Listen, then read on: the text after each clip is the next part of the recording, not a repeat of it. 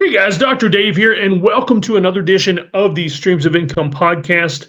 This may be a short one today. I'm not sure, but I wanted to run something by you. I've been doing KDP books for a very long time, and I was really excited when I first learned how to do it. And let's be honest, if you've been in KDP books for a while, you know what I'm talking about. In the old days, there was a lot more work to do to list a Kindle book.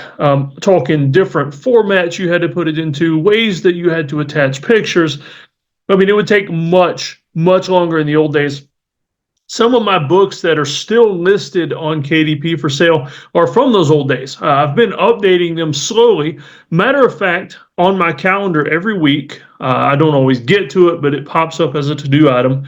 It says run an item through the grinder. And so that's just my own personal terminology for taking one of my products. And I love this format that I use, and you may want to use this, and you're more than welcome to copy this terminology because I copied it from somebody else. Matter of fact, I copied this from my buddy Travis Peters, and it's copy, paste, repeat. And so I've actually added a little bit to that: copy, paste, profit, repeat. And so what I like to do, my run through the grinder approach, is that I want to take something I've already created.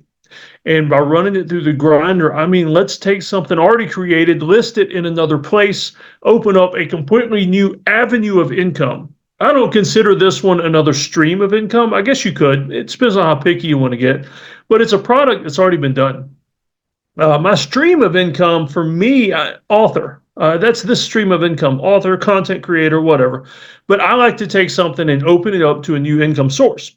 And so on KDP, that's what I'm working on right now. Eventually, I'm going to move some of this stuff into other places, such as like I'm going to take some artwork out of some of my books and maybe turn those into t-shirts on Spreadshirt. Or I may just turn some of the artwork into memes that I can use to help sell those books, all kinds of different things. But it's stuff that's already been created. And here's the great thing also is some of this I've been turning over to my VA. My VA, Red, who lives in the Philippines, is pretty amazing, especially with graphics. And so a lot of the graphic stuff I turn over to her and let her work her magic. And she does it so much faster and better than I do. But today, what I want to focus on is Amazon KDP. And so in the old days, it started out, you could do a Kindle book. And so that was just Kindle. I mean, in the old days, I think it was only available on a Kindle device. Now, with the advent of apps, you can get the Kindle app and read Kindle books anywhere.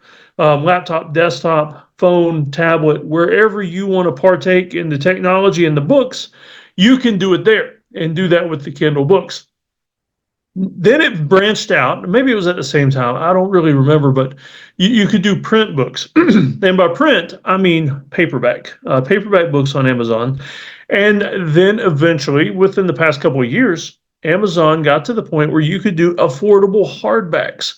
And so now most of my books, they have to be a certain length. I think it's 75 pages to produce a book in hardback, but it needs to be 75 pages. And all my books, when I order author copies to keep on the shelf, I like to do that myself.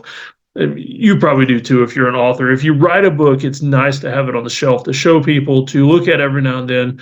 Also, when I'm revising a book, I like to hold the hard copy in my hand because I look at it differently in my hands than I would if I was just looking at it on the computer and revising it. So I like to hold that hard copy, and I use it for that as well. But let's be honest, the hardbacks of any kind of book, any kind of book you have, if you like to read, if you like to collect, if you like to write, hardbacks are much prettier on the shelf. They look better, they stack better. They're just, order the hardbacks. And so you can create your Amazon KDP books. And by KDP, that I should have stated that up front. KDP means Kindle Direct Publishing. It's pretty much the terminology for anything you publish on Amazon, book-wise. And so we went from Kindle to paperback to hardcover, and now the new one, which I think it's still in beta. You can see my screenshot if you're on the YouTube version of this podcast. Let me go back up to the top, and there it is at the top. Audible audiobook with a virtual voice. And so that's still in the beta stages as I produce this podcast. But used to, it was a lot of hard work. I mean, once you got into it, you could get the flow pretty well, but producing an audiobook was not easy. And not everyone has a voice for audio. You may be listening to me now saying, this dude does not have a voice for audio. Or you might be listening to me and saying, this dude has an amazing audio voice. And so I'll just leave that up to you. That's your opinion. I'm on here regardless. And you're listening to me, so you must be okay with it. But producing an audio version of your book was not always easy, or it could get incredibly expensive. Well, Amazon is in beta mode right now, but they have created a system that is pretty amazing where you can produce it. They're using AI, and you can produce your books in audio using their virtual voice system. So I thought, you know what? This is mainly going to be for the YouTube people with the podcast, because you can see what I'm doing. But hey, if you're following along on audio right now, you'll still learn some things. It may open up an entirely new stream of income for you just listening to this and getting into it on your own. So first thing, obviously, you need to do if you're publishing books is have a KDP account. If you don't, then you must not be publishing books on Amazon. That part's obvious. And so if you need some help getting started on that part, you need to let me know, get in touch, or just Google some of that info about getting started on KDP. You know, you're setting up an account, writing your book, formatting, all that good stuff. As always, you can always hire me for a coaching session. I'm still doing the $99 brainstorming sessions for an hour, so you're welcome to do that. I guarantee you walk away with the ability to make way more money than you're going to pay me for that 1 hour brainstorming session. So hopefully you're already signed up, though, if you're listening to this. If you're not, just keep listening. Maybe I'll be able to talk you into the point where you're going to want to sign up. And so in case you didn't know, Amazon purchased Audible. I'm not sure when they did that, but they purchased Audible. And now anything Audible is available through Amazon. You still have to pay a little extra for the Audible subscription, but man, the stuff you could do there is quite amazing. And I just purchased a book the other day. I started reading it yesterday, called Black Sheep by, I think it Brent Menswar. It's an amazing book, but my friends keep telling me, man, you're going to enjoy that book, but you have got to buy the Audible version of it and listen to it. And apparently the author of Black Sheep actually has music and soundtrack and everything on the audio edition. Now, we're not going to do that today, but here's the thing.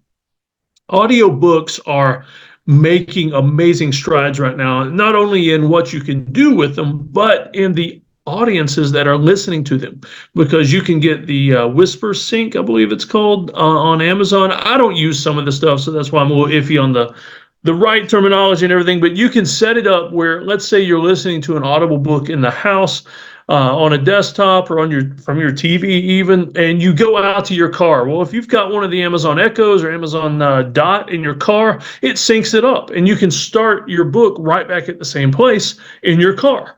And so it's kind of neat. It's kind of convenient. I don't use a lot of that because I like the separation sometimes between tech and no tech. And to be honest with you, sometimes I just like to go no tech in a lot of ways. It's still pretty cool, though. And so let's go ahead and enter in this process. If you're watching on YouTube, you're going to see everything I'm doing on the screen share. If you're listening along, just take notes if you need to, and then check up on the YouTube version of this podcast later. But you can see here, this book that I'm going to mess with today is called The Real Pickens County Horror. And so Mike Mignola, the guy that created Hellboy, wrote a series of comic books quite a few years ago called the Pickens County Horror. And so it's set in the Hellboy universe. But the really neat thing about those books is that they take place near my house. And so in Pickens County, South Carolina, and there are actually settings within his books, in the comic books, that I can point to near my property, a town next door to my town that's actually visualized in the comic book. And so what I did is I have a hip campsite on my farm here. I'll talk about it a lot because it's really fun to operate. But I advertise my hip camp as the place where the Pickens County Horror part of it happened. And so I advertised my haunted barn where people can stay. And so what I did was I created this companion book called The Real Pickens County Horror. And so what's in here is references to Mike Mignola's original work in the comic book, but also maps to some of the locations he talks about in the comic book. I mean, you think some of this stuff is fake and made up and not real that you see in comic books and movies. And well, let's be honest, if you know, you know, a lot of it is based on fact. And, even if you don't believe in ghosts and boogeymen and monster fungus and vampires and stuff like what's in the comic book, there are still some scary, spooky things that take place, and this book's based on some of those things. Well, I want to turn this into an audiobook. The option is right there. You can see it on the screen. Add audiobook with virtual voice. Now, that's kind of cool. You'll see when I dig into it what virtual voice means. So let's just click the button and see where we go. All right, and so any of these pauses where the computer's spooling up and my low-speed internet because I'm off the grid for the most part, when that's running slow, I'll just fill the space with my words, and you can play along. But the screen's up, and so now we're on a page that says audiobook with virtual voice. And like I said, as I'm filming this and doing the audio here, it's still in beta mode. So Amazon still has this in beta mode. So usually what that means is they're trying it out. They're letting us try it out and make some money. And I'll be honest with you, the audiobook with virtual voice beta mode has already made me almost as much money as my print books. In the past 2 months, I've made almost as much income from audiobooks as I do with my print books. I'll say that one more time because that's pretty important. Because I was talking about how many people are listening to audiobooks these days. I made almost as much income in the past 2 months from audio as I do with my print books. That's pretty amazing. Okay, so let's keep going. All right, so we're going to scan down the website here, create an audiobook with virtual voice. It's computer-generated narration for audiobooks. Your ebook provides the relevant details, and that's things like author, categories, things like that. And you select how it'll sound. Now, this is pretty cool. I'm going to play a couple of these for you.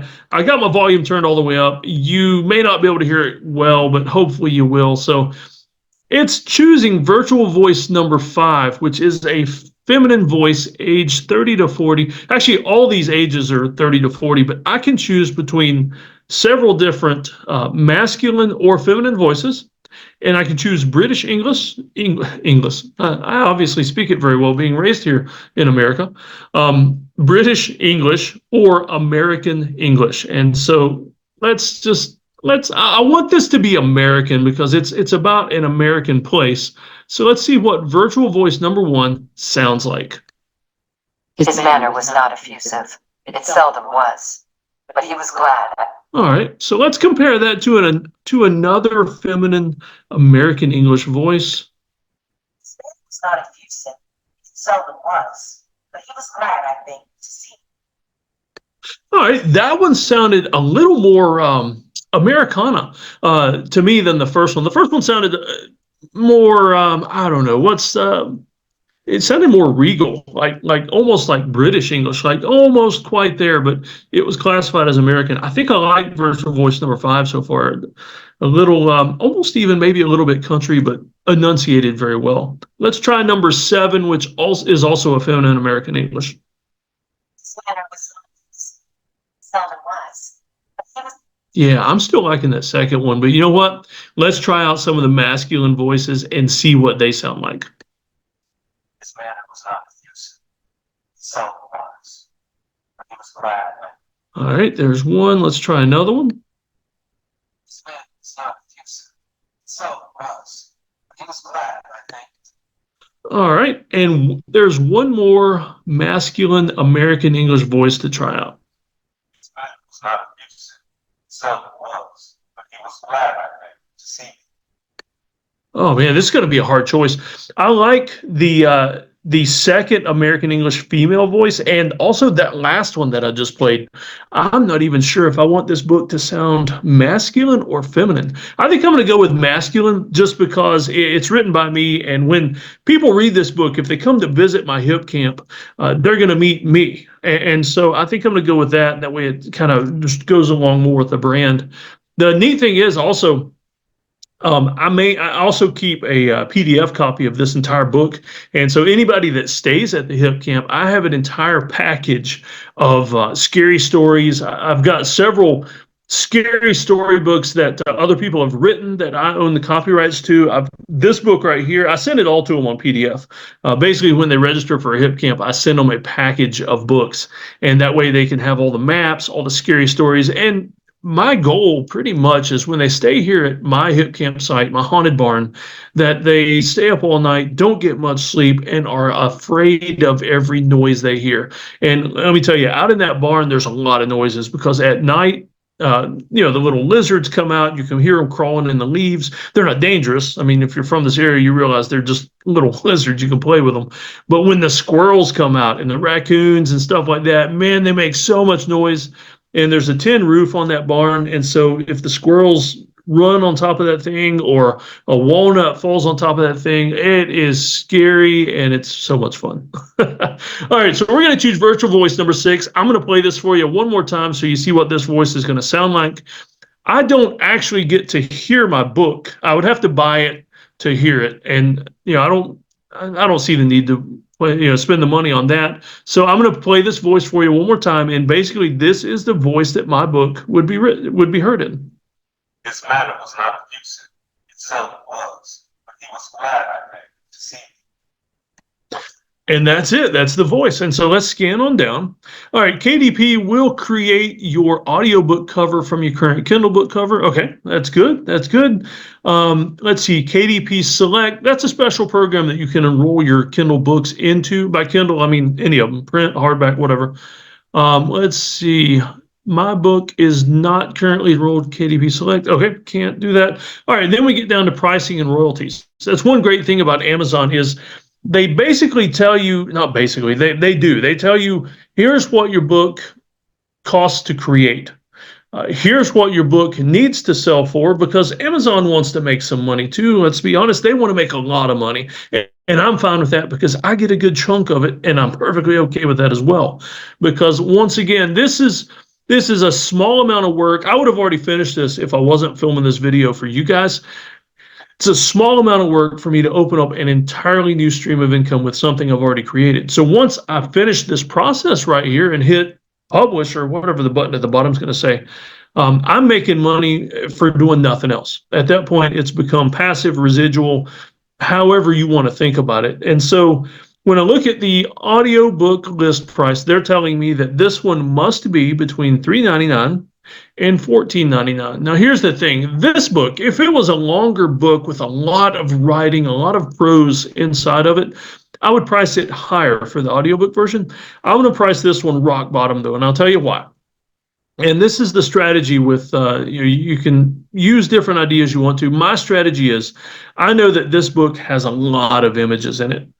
And so I don't want to price it high and then the buyer be disappointed because, oh, okay, I bought this audiobook and there's hardly any audio because it's full of pictures. Well, I don't want that to happen. So I want them to pay the least amount so that they get it. And to be honest with you, what I want most is for them to either go ahead and then buy a print version, or even better, because the wording is in my book, I want them to book my hip campsite, and I'll send it all to them for free anyway, and they can enjoy the fun of staying up all night being scared that the skinwalkers are going to eat them in the middle of the night. That's what I want.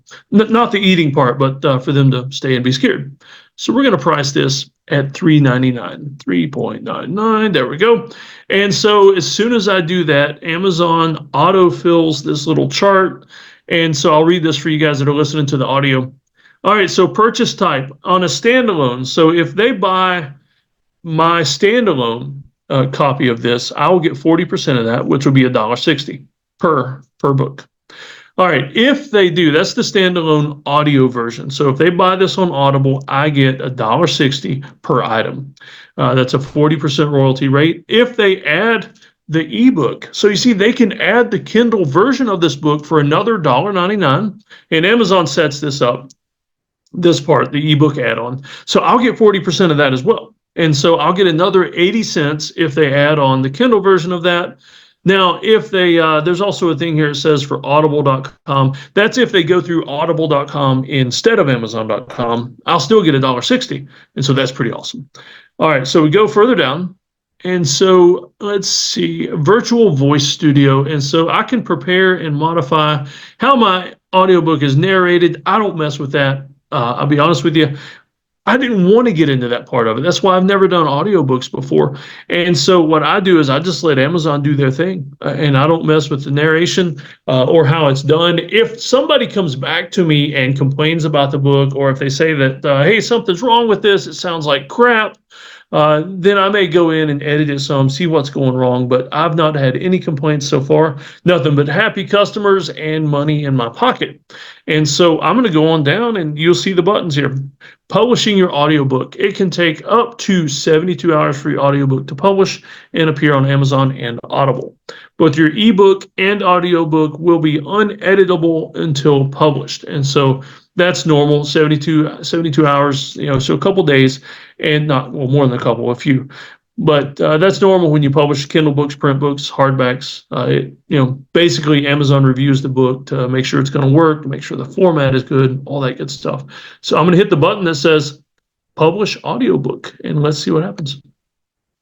All right, it's saving. Let's see. Start and end reading locations are required. See, I don't even know what that means. And so let's see, let's scan back up and see if that's something I need to take care of. Okay, start and end reading locations are required. Okay, so basically something's up with the book itself with the audio file. So I'm going to go ahead and stop the video and everything here. This is not normal, and I think it's mainly because this book has so many images inside of it.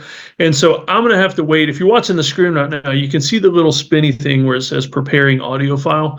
It's going to take a while for that to finish preparing this audio file. And so when it does, I'll go in and I'll click the buttons that add a start and ending reading location to the book. Basically, it just tells Amazon where to start the audio narration and where to stop it.